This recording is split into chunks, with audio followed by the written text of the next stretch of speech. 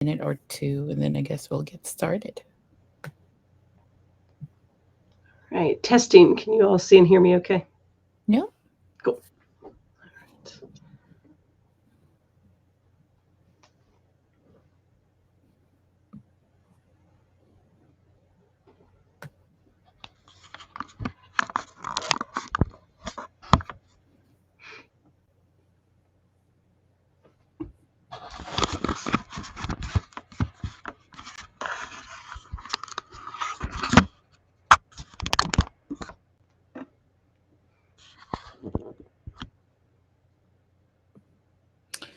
All right, let's go ahead and get started because we have a lot of ground to cover. So, welcome everyone. Happy New Year. Thank you for kicking off your year with our first ever, well, not ever, first Adobe Analytics Champions office hours for 2024. Um, my name is Kaya Walton. I am the Director of Analytics for Voice of America. I have my fellow champions here, and I'm going to let them introduce themselves, starting with Megan. All right. Hello, my name is Megan Powers. I am a Senior Manager of Web Strategy at CarMax. Our team implements all of our Adobe Analytics and collects all our digital data. I'm excited to be a second year champion.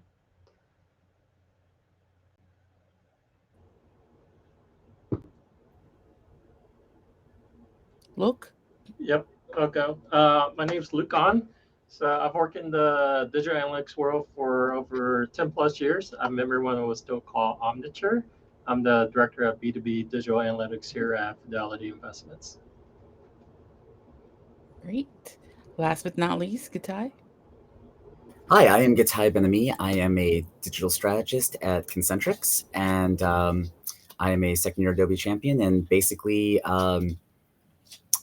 a soup to nuts, anything to do with Adobe and Adobe Analytics, everything but write the code, I do it.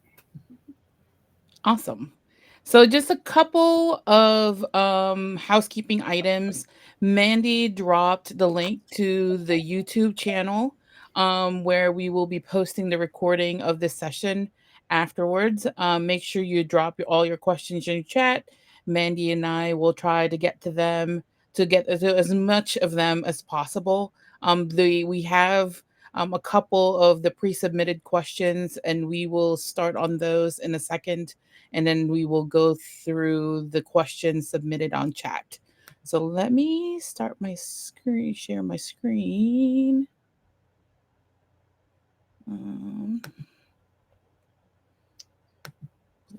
Let me know when you see it.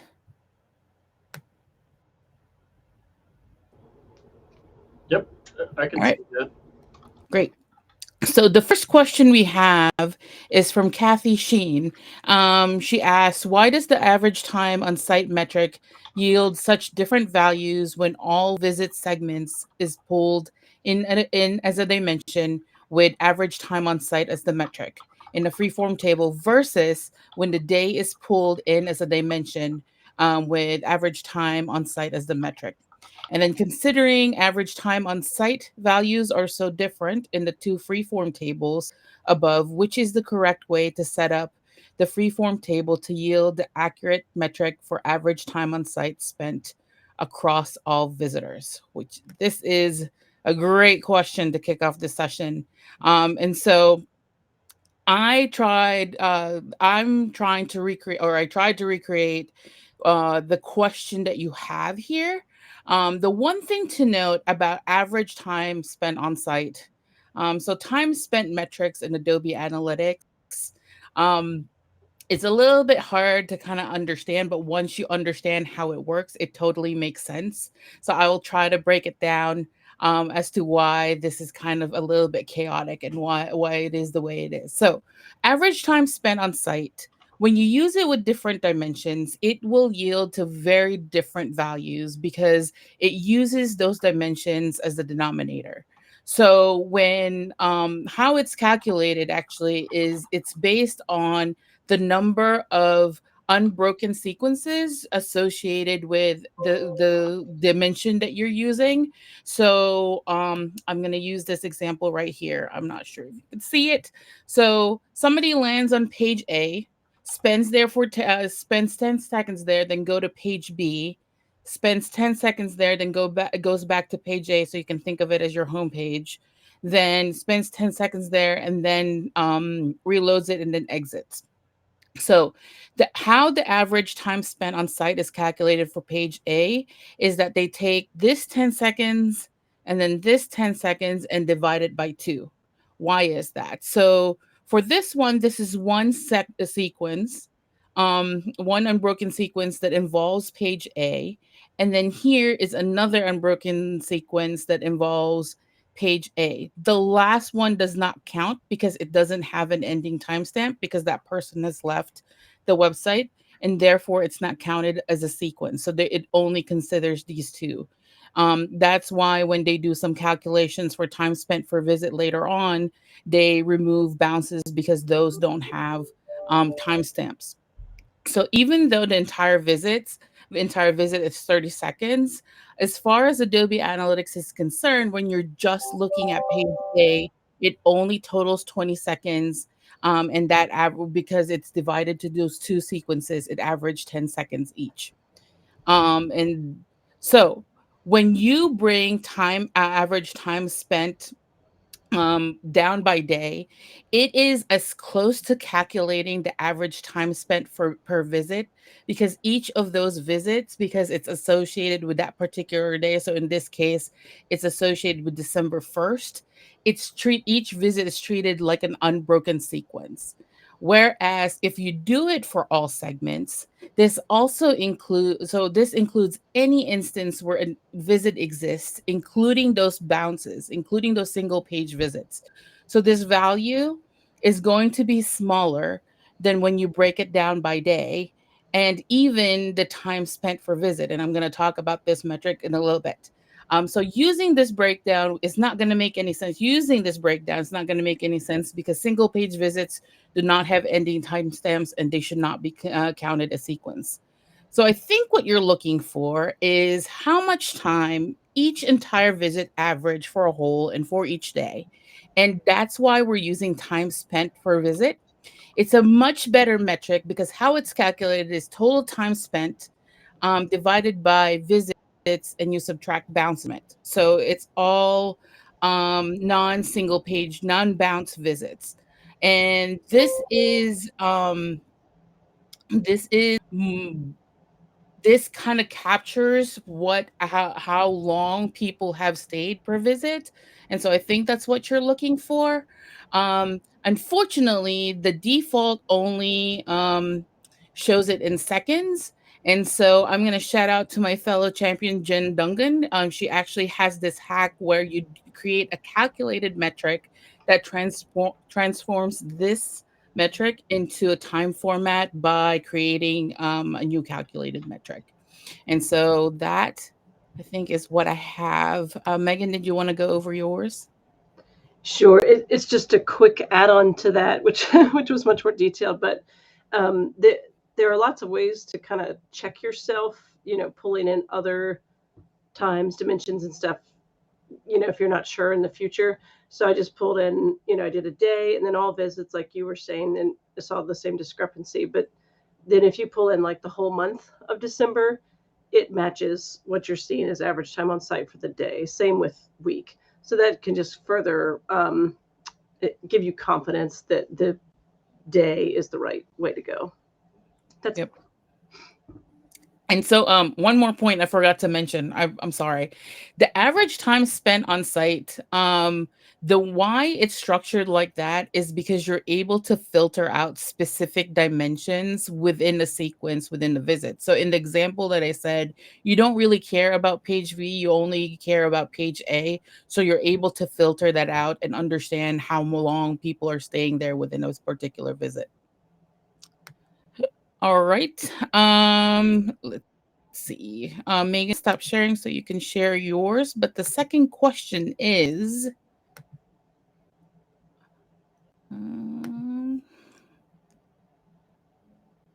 bear Bear with me for a second. Okay.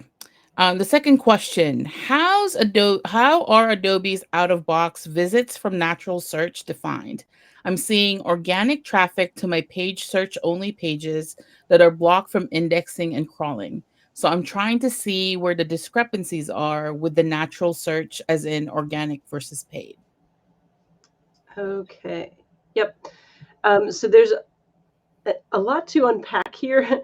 And sorry, it's mostly just going to be text at this point. But I can maybe, if I'm able to, try to show some report suite stuff. But so you technically don't define the natural search settings in Adobe settings. You only define paid search. To do that, you can follow these steps. You open up admin and then report suites, edit settings, go to general, and then paid search detection. To define paid search, you then select which search engines should count as paid search, or you can select any. And then you write the rules where query strings can contain or not contain certain values. So for example, our paid search detection rules are defined as search engine equals any, and then query string contains add code equals blank, blank, blank, or add code equals blank, blank, blank. We have about 20 of them, and we use contains add code. Add code just happens to be our tracking parameter. And then you don't do anything to define natural search, but my understanding is that natural search is then defined kind of Adobe out of the box as a search engine, but lacking those paid search criteria that you previously defined in those above rules. It sounds like what you're seeing trouble with is within the marketing channels itself, which can use but don't have to use the paid and natural. Without knowing a ton more specifics about what your specific issues are, the problem could either be in your search detection rules where they're not defined clearly in picking up something that should be natural search, or it could be in the marketing channel rules, which is what I'm guessing is happening. When you're defining your marketing channel rules, you're not just limited to the paid and natural search definitions in the marketing channel processing rules. You can do all kinds of other things with them. So for example, we have 2 marketing channel rules to identify paid search, 2 separate rules, and then a separate one for natural search. And that also has additional parameters other than just the matches natural search detection rules. So I'm not sure if let me try to share my other window. And maybe I can show some of those settings. Okay.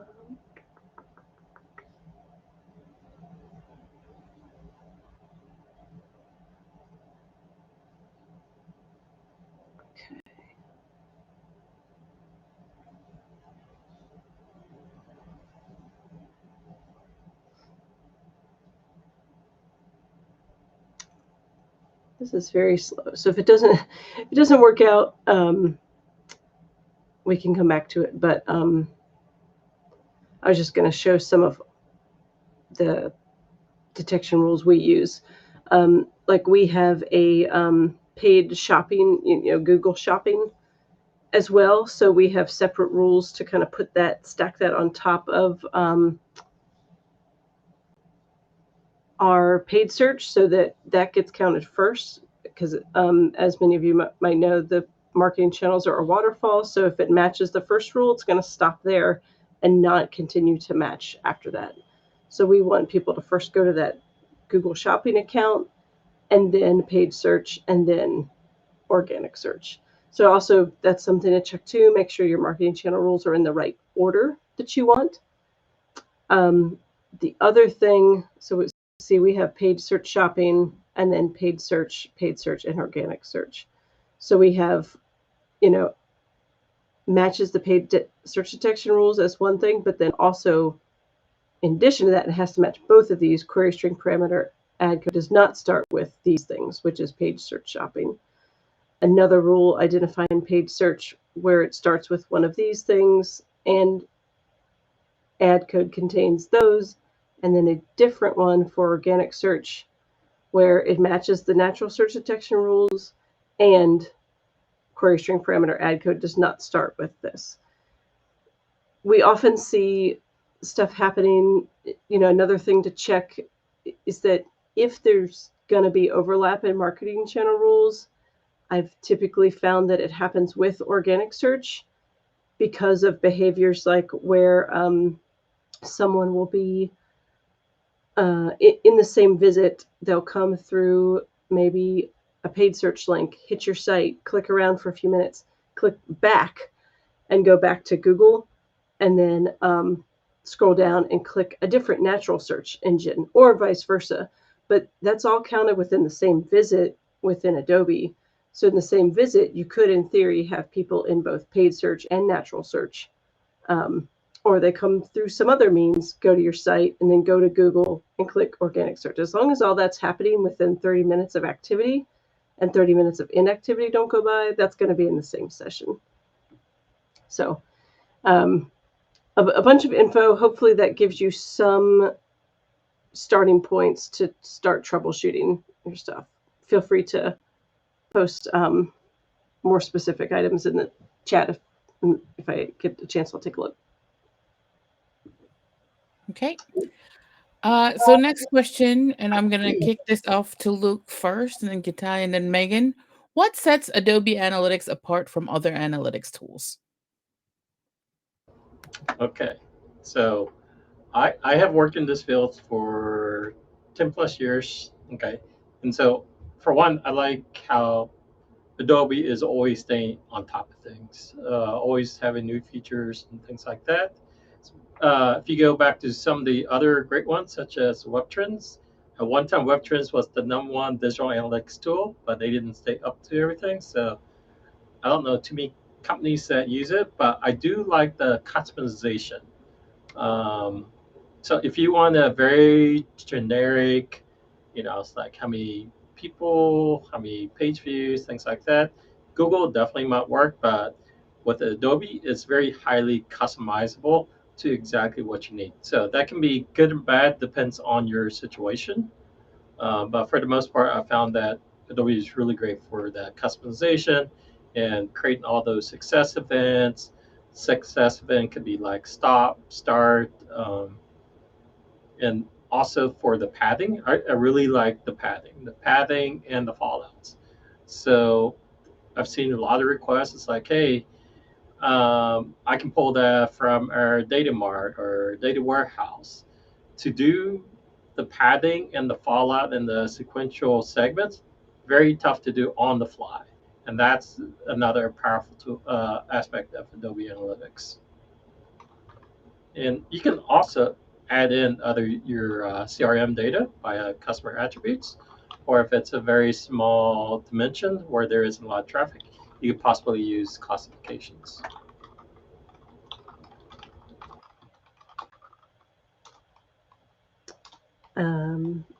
Yeah, so I'll add on there, and this is, just my personal opinion.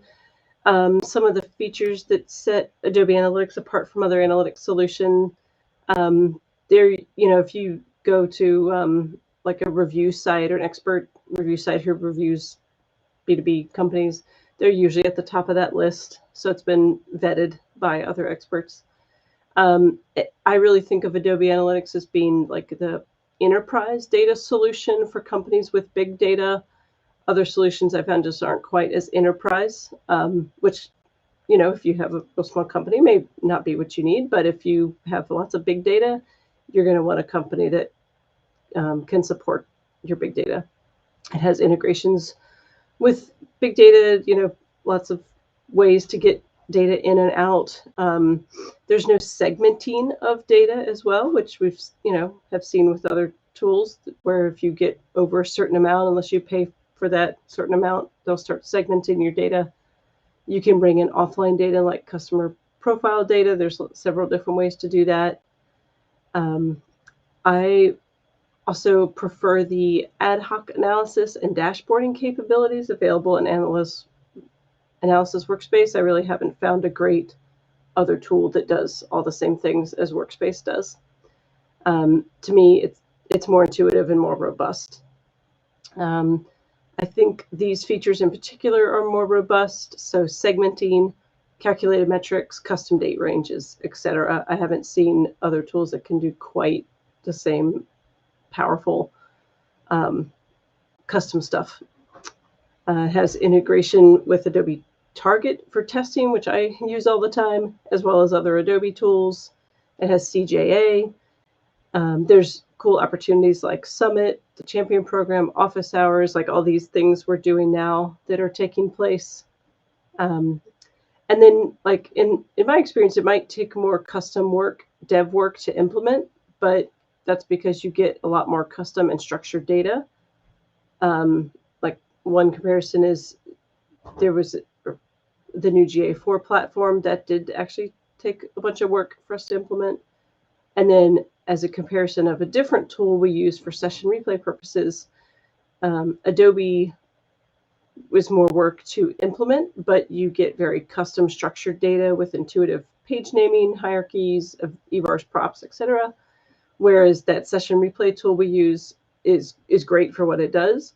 And it's just one line of code, which is super easy to implement and get teams up and running, but it's all unstructured data, so we don't use it for analysis because of that. We, as much as analytics, we use it for what it's good at.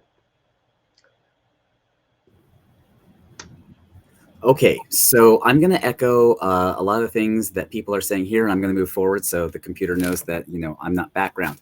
But the customizability is a really key factor. I am in consulting. I've worked on a lot of different instances of Adobe Analytics, and every single one of them is completely custom.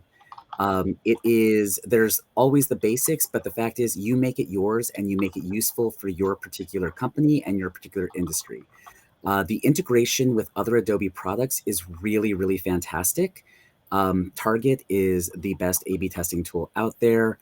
And every time I do anything with Target and Adobe together, I'm very, very happy.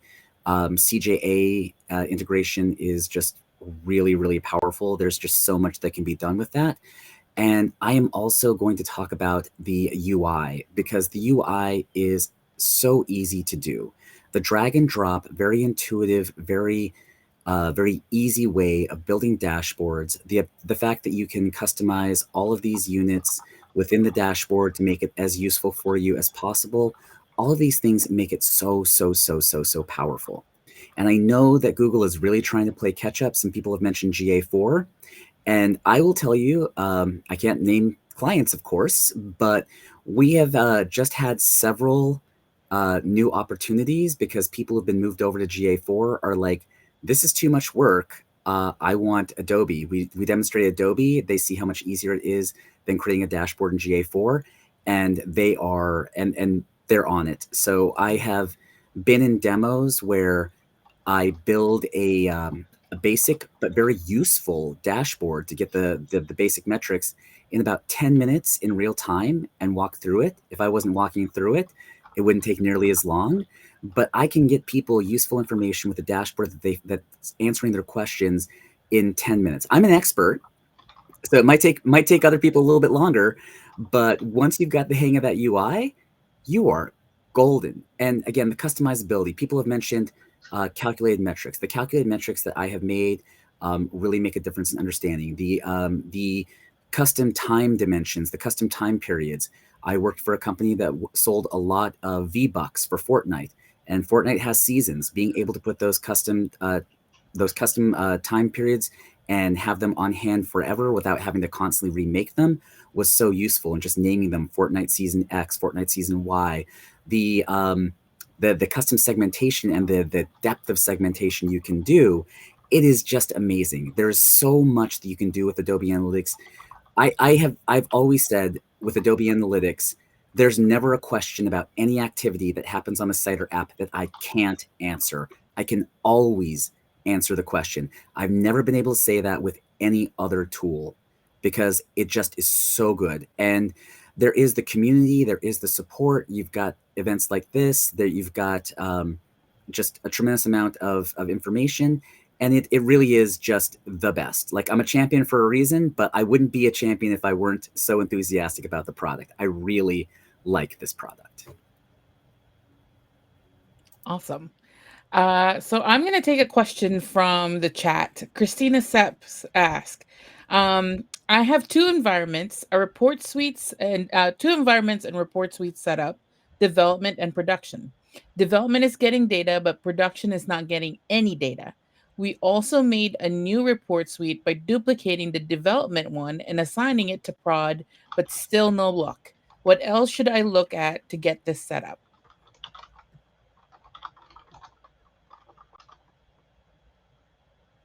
Any takers? I am a better reader than listener. Can you? I'll look at make sure that you've got the right report suite in your code. There's a different line of code for development and a different line of code for prod. So it sounds like you've put your development line of code on your prod site. So check on that. That's the first thing I would do, and just make sure that correct line is there.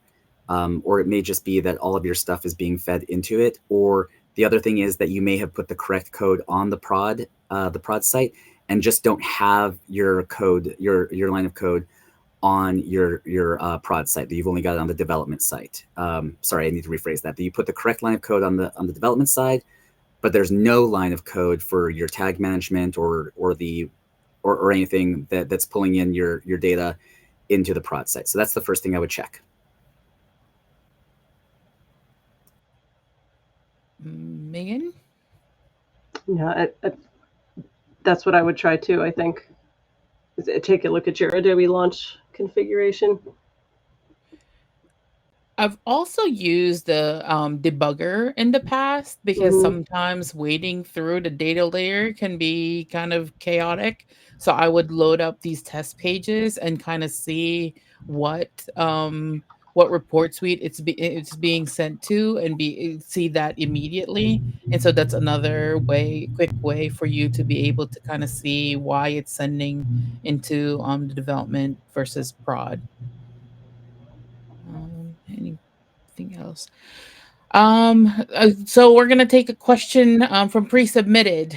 This is from John Riley. How do I see the full set of metrics in the data warehouse? Our custom metrics from Event Tracking 100 are not available. So I'm trying to understand the custom metrics section of your question, John. So if it's a calculated metric, those are typically not available in the data warehouse. If you are an Adobe Analytics admin, you can check admin, then report suite, then conversion, then success events to see if another admin has limited the visibility of that event. I'm also going to post a link on the chat because there's some dimensions and metrics that are not supported in data warehouse. If it's a pathing or participation metrics, those are typically not included. Megan, you had some other thoughts on this too? Yeah, and something you just said triggered another one. I mean, it could be like a virtual report suite type setup. Those have limitations in terms of what metrics can be shared to data warehouse, and what metrics might be available in the virtual report suite, depending on how the admin defined it. But I also just want to make sure, I'm sure you probably did check this, but just in case, this can trip a lot of newer users up. So maybe this user did already check this, but in case anyone else is wondering, it's a very simple thing, but it goes unnoticed by a lot of people. Sorry, it's taking forever. That you need to select custom under metrics instead of just standard. This will make a lot more sense with my screen notes. And Kaya, do they have access to the workspace with links and stuff that we posted there? Because I saw you posted some articles about it. I was wondering if this group had access to them. You're on mute, I think. That would help. I don't think so. What we could do is include some of these links in the description for the YouTube video. Okay, yeah, and we could post them in the chat here too. Yeah, so this is what I was talking about. It like by default, it's going to show you so breakdowns equals evars and props, metrics equals events, or other metrics. But by default, it's going to show you standard, which is all the Adobe out of the box ones. In order to get to numbers 1 through 100 for your events, like the custom ones, you need to actually click on custom and type them in. The users, it sounded like they had checked that, but just in case, that's not intuitive for a lot of people starting out, so that can be a gotcha. So and then I'll drop in here. Also on data warehouse, you can actually adjust the columns, rearrange the columns. So let's say, for example, you dropped an EVAR A, B, C, but you actually want it to be A, D, and C. You can actually drag the column over, if that makes sense.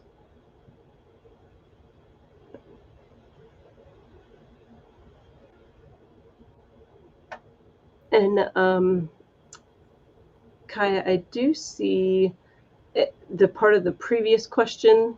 The first part was what sets Adobe Analytics apart from other analytics tools, but a second one was how do Adobe Analytics Champions integrate web behavior analytics together with consumer profiles in order to understand web behavior at the consumer or a specific cohort level. And I'll paste these in the chat, but there's 3 typical ways I do it. One is for e-commerce. I use the s.product variable and set transaction ID, and then I use data sources to upload offline data and match it back with the transaction ID. I also upload tables with the classification importer, and then we send data from Adobe Analytics to our Teradata and Snowflake, big data warehouse systems, where we match it with lots of offline data. There's lots of different ways, but I'll post those in the chat, what I just ran through. And other champions, feel free to weigh in.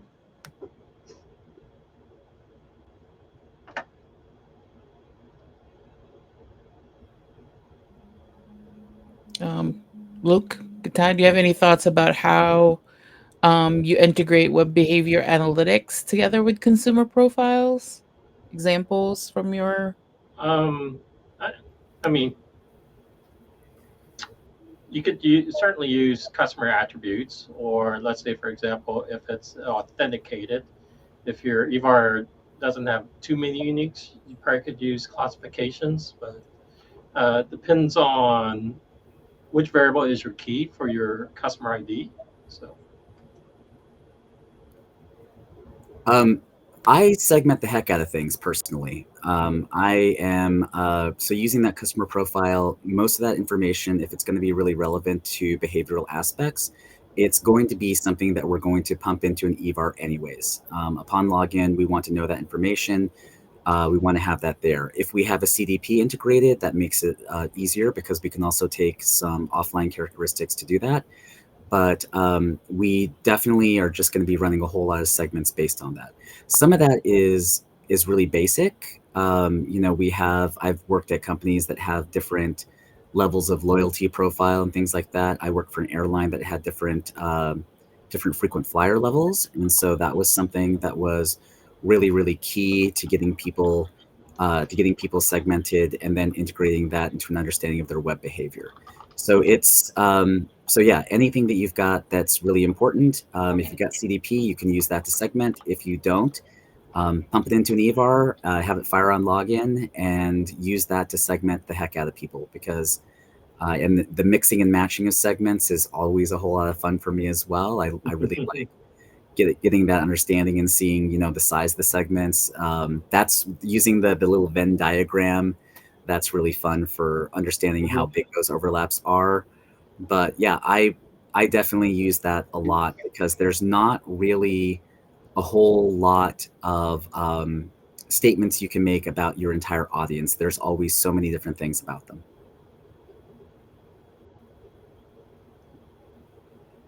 Okay.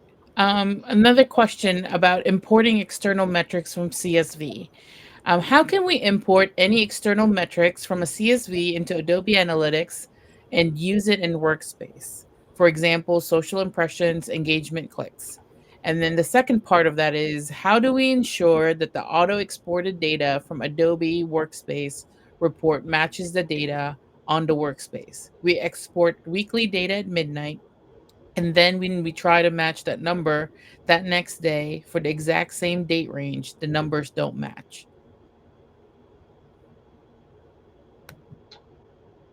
So I'll go ahead. So for number one, it depends on the level of granularity you have the metrics at. So one thought is if the such as impression is very high level, it's one number, you might want to bring the Adobe data into Excel via Report Builder. So Report Builder has a lot of great features, and this is really great if you want to use Excel to make your graphs or anything. That's one. If you really have some, the other way is see what you can do about implementing some of these other metrics into Adobe. So, um, So, on others. Speaking to if the difference is really small, if it's not matching up exactly, and I don't know if this is still an issue, but it's something that I've encountered in the past. I have had issues with the numbers not matching exactly for larger things that are or excuse me, that are entire visit based, because of visits that go across time zones. So if it is midnight in one time zone, but it is 8 p.m. and someone's browsing from 7:30 to 8:30, that is a visit which crosses over into a second day in the time zone where you've got your set. And I've experienced in the past that that's caused a slight discrepancy. It's less of an issue if you're like all North America, but if you have a pretty strong West Coast and East Coast presence, that's a discrepancy I found in the past. I had to have a really serious workaround for time zone issues like that when I worked for a company that had Black Fridays, because we had to make sure to cover the Black Friday starting on the East Coast and not ending until the end of Cyber Monday on the West Coast. And prior to being able to really tweak the hours on that, which is I think was released within the last year, we had to do some really crazy segmenting. So that might be part of the issue of why you're seeing that discrepancy. Yeah. Yeah, and adding on to the time zone thing, I'll share my screen. That's similar to some notes I had written. So what might be happening is that there's a slightly different counting of visits that span midnight. So it could be like visits that start at 11:50 p.m. and in the first week, and then end at 12:15 a.m. in the second week, could be shown differently in those two reports, depending on, especially if you're exporting it right at midnight when those visits are still ongoing, like they haven't, because my understanding is, if it concludes at 12:15, that's going to be counted later, but in that first week, or maybe the second. I don't remember, but if you're pulling it at midnight and that visit's still going, there's going to be a discrepancy. Yeah. So one thing, if you're able to, one thing that might help is try doing the export at a later hour, like we do all ours at 3 a.m. Just that little delay helps allow the processing to catch up and allow those visits that span midnight to fully conclude.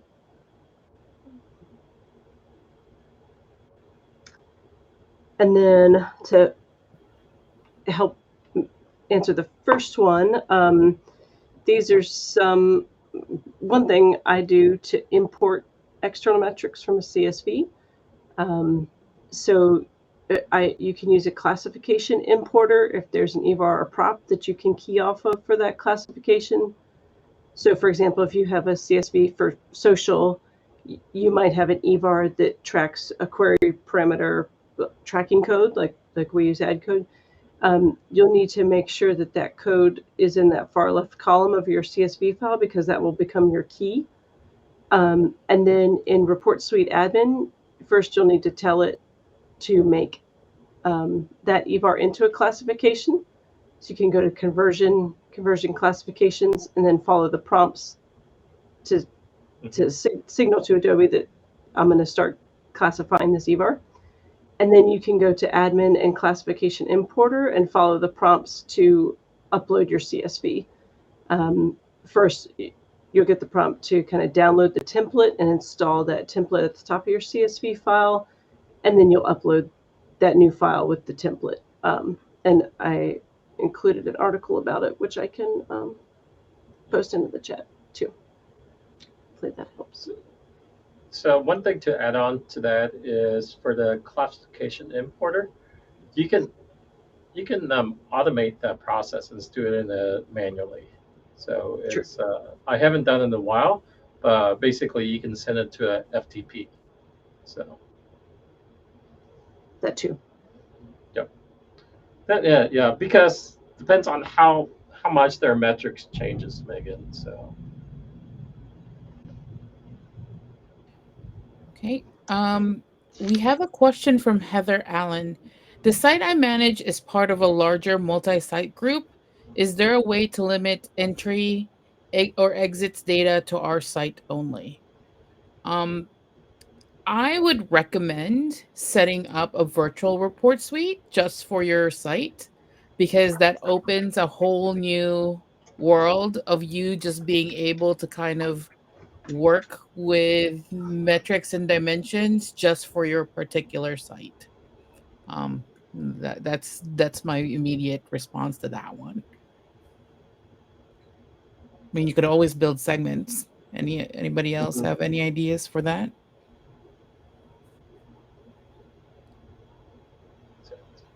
I guess the one question I would have is, like, in terms of the entries, are we talking about other companies' page, like intercompany pages? You could set that as being, I forget the exactly, but you can set some filters where if it's like within your own company, you can remove that. But yeah, I do like the idea of the virtual report suite.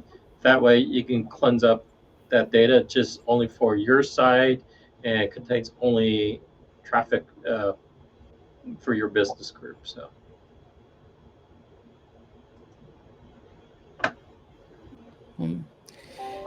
Igor Bovkov asks, how has anyone figured out a way to calculate lift and confidence for non-binary metrics right in Adobe Workspace? Talking about A4T and A/B testing analysis. Revenue mostly. So I typed an answer in there, but no. That is not yet a feature that is working. It'll give you the lift, and it'll give you an average on that. But and I'll be frank and say I don't know the statistics well enough to understand why this is. But it's getting a continuous metric to statistical significance is oftentimes a much bigger difference than you would expect. I've seen lifts in revenue as much as 50% not be stat sig. So no, it is not something that I've been able to do directly in any A/B testing tool. It does seem to be something that is a shortcoming across the board. And I have always had to do a really large export of all the orders, and along with the segments, put that into an R script and get that going. So I wish there were.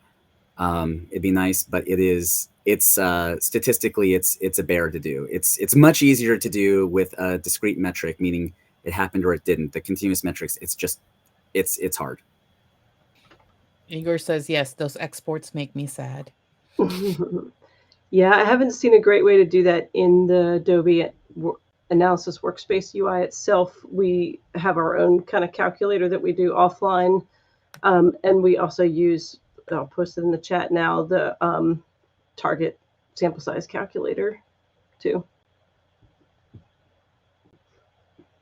And you know, if you calculate it offline, you can always make a static calculated metric that just says 99%, you know, if you need something to show in your workspace. But Heather has a follow-up question. How would we go about setting up our own virtual report suite? Is this something our admin will need to do? I believe it is. yeah. You will need to work with that admin. So you'll need to set up a segment first for your virtual report suite. Working off of the main report suite from your multi-site, your big site, and then kind of test that segment to make sure that you're capturing all traffic to your subsite only. And then your admin will have to set up that virtual report suite. And then you could use your full suite of tools just for that particular virtual report suite.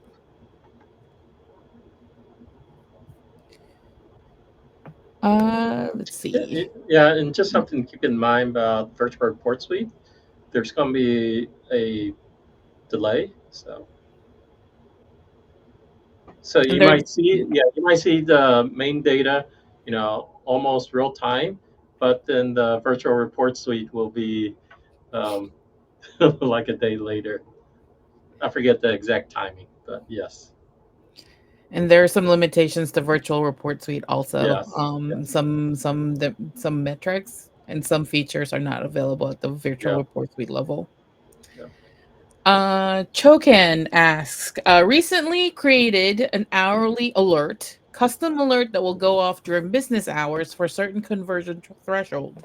Example, trigger alert if conversion is below 50% at 1 p.m. But I'm finding an alert triggers for hours when it's not supposed to trigger, likely due to latency. Any suggestions for setting up time-bound hourly alerts that work for you in the past?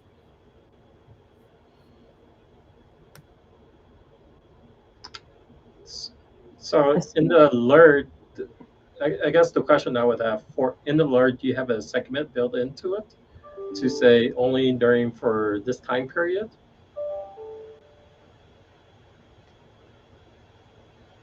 So that was a hack from Jen. It's like whenever you create your calculated metric is to build around a segment for, let's say, the business hours from 9 to 5, and then you should get far less alerts, even with the latency. I'm gonna argue for not using a specific percentage. I would say what you really want to look for is using the anomaly threshold. So is an anomaly, put it at 90%, 95%. I found that to be much more useful. It's actually I think one of the best features of Adobe Analytics is that alerting based on anomaly. It's really going to look for those moments when something is not going according to trend and alert you appropriately. And then you don't really have to worry about the hours. It's going to understand that outside of business hours, it shouldn't expect there to be a conversion rate at all, and that during business hours, the conversion rate has been this historically based on the last 60, 90 days worth of data, and only fire when something is outside the range of what's statistically likely. You can set that 90%, 95, 99%. There's even a 99.5%. That would have to be that's a heck of an anomaly. But if you want to be really broad, set that 90%. I think you're going to have better luck than trying to really contain it during those hours. Yeah, we typically also we don't really have hourly alerts. We also use anomaly alerts quite a bit, more than any other kind, like percentage based, or because of that thing. Same. So. Steven asks, I've been struggling to use contribution analysis and never getting the results to display. Is there a known defect or bug with contribution analysis?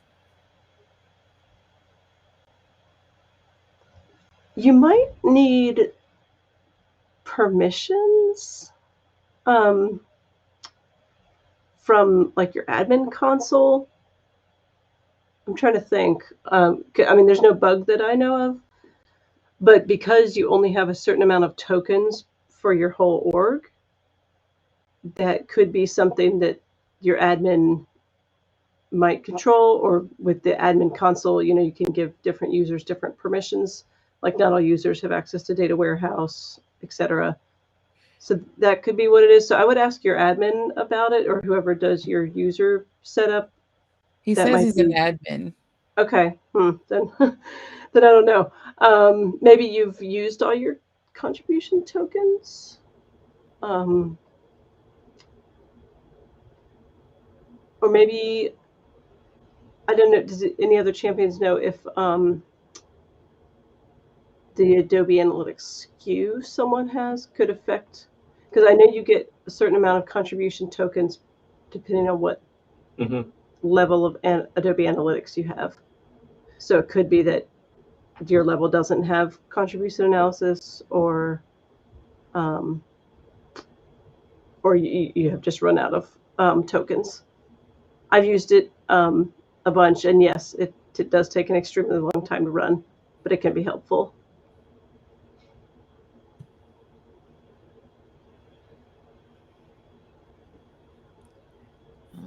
Yeah, Stephen, I would probably open a ticket about that one, because it could be something like that your CSM or the ticket support agent could help you with, or let you know that, oh, your account or your SKU doesn't have contribution analysis.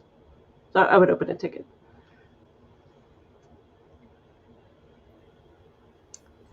Okay, I did just want to acknowledge we did get a pre-submitted question about JBoss.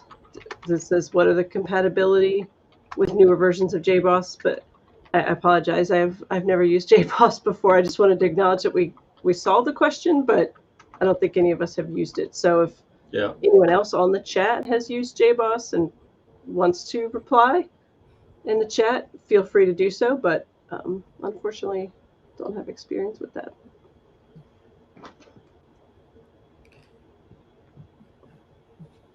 I don't either. I think, unless I've missed any questions, I think we've covered all the questions in the chat.